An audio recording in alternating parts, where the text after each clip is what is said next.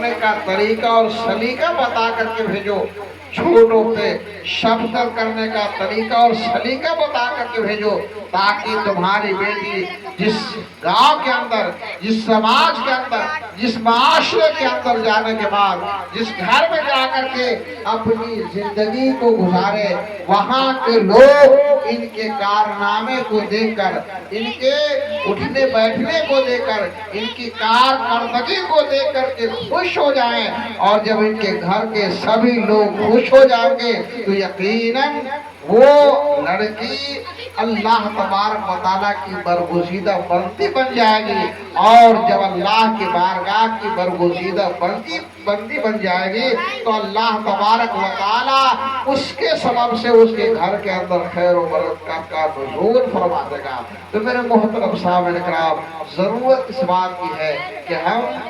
ایسی لڑکی تلاش کر کے لائیں، ایسی لڑکی ڈھونڈ کر کے لائیں، صرف اس کے حسن و جمال کو نہ دیکھیں، اس کی خوبصورتی کو نہ دیکھیں، اور اس کے دولت کو نہ دیکھیں، اس کی خاندانی شرافت کو ہی دے کر کے نہ رہ جائیں، بلکہ اس لڑکی کی بذات خود سیرت کو بھی دیکھیں کہ اس کی سیرت اچھی ہے یا نہیں ہے، ان کے والدین کی سیرت کو بھی دیکھیں کہ ان کے والدین کی سیرت اچھی ہے کہ نہیں ہے۔ بسا اوقات میرے محترم سامعین کرام، جیسے والدین ہوتے ہیں ویسی ہی ان کی اولاد ہوتی ہے، جیسے ان کے دادا دادی ہوتے ہیں ویسی ہی ان کی اولاد ہو جاتی ہے۔ یہی وجہ ہے میرے محترم سامعین کرام، ہم نے بڑوں سے سنا ہے کہ پہلے کے زمانے میں لوگ جب لڑکی دیکھنے کے لیے جاتے تھے، جب کہیں رشتہ کرنے کے لیے جاتے تھے تو میرے محترم کئی خاندان تک کے اس کی جانکاری حاصل کیا کرتے تھے، کئی خاندان تک کے اس کے متعلق معلوم کرتے تھے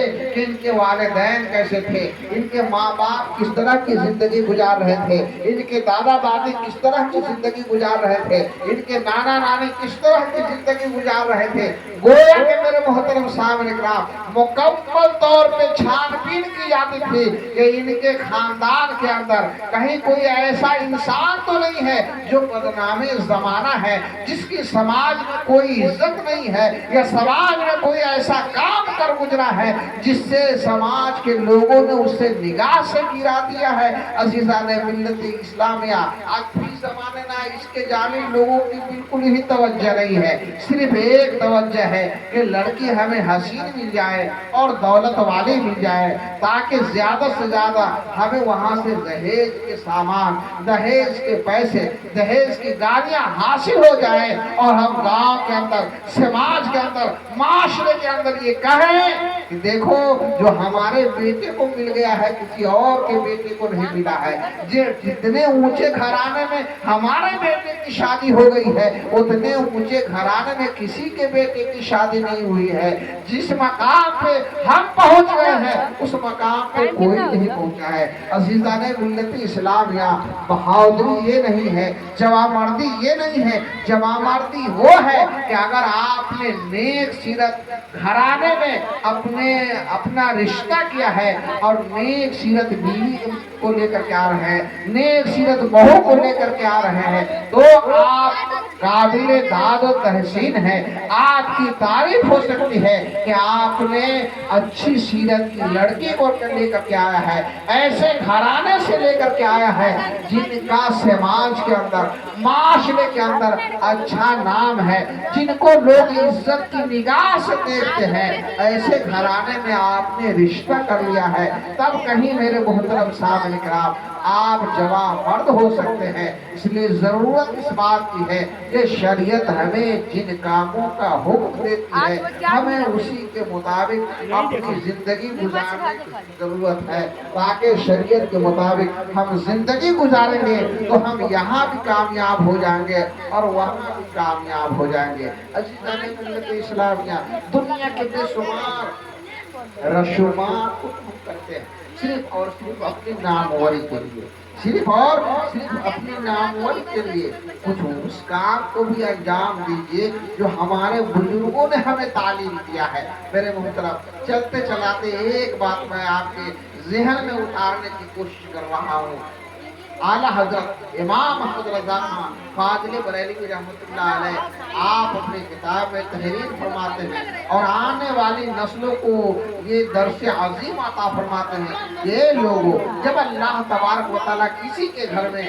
लड़की को पैदा फरमाता है तो अल्लाह तबारक व तआला उसके घर के अंदर बरकतों का नुज़ूल फरमा देता है, उसके घर के अंदर बरकतों का नुज़ूल फरमा देता है। तो वो लड़की जब तक के अपने बाप के घर में है, उसके बाप के घर में बरकतों का नुज़ूल होता रहता है। जब वो लड़की निकाह की बंधन में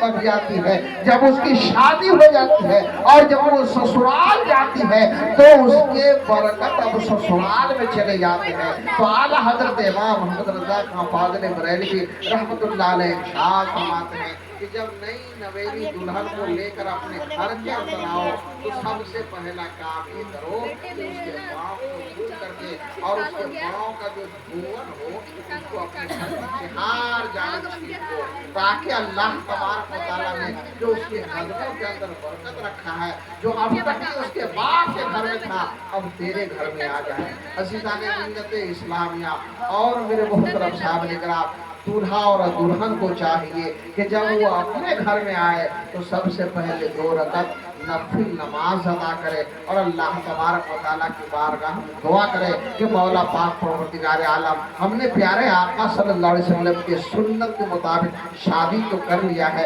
यहाँ से नई जिंदगी हमारी शुरू हो रही है। मौला पाक परवरदिगार आलम हमारे मियाँ और बीवी के दरमियान अच्छी इत्तेफाक, इत्तेहाद और मोहब्बतें कायम फरमा दे और इस रिश्ता को मुस्तहकम बना दे और आने वाली नस्लों को नेक और साले बना दे। अगर ये आप कर लेते हैं तो यकीनन मेरे मोहतरम साहब इकराम आने वाले ज़माना में आप फायदे में रहेंगे। अल्लाह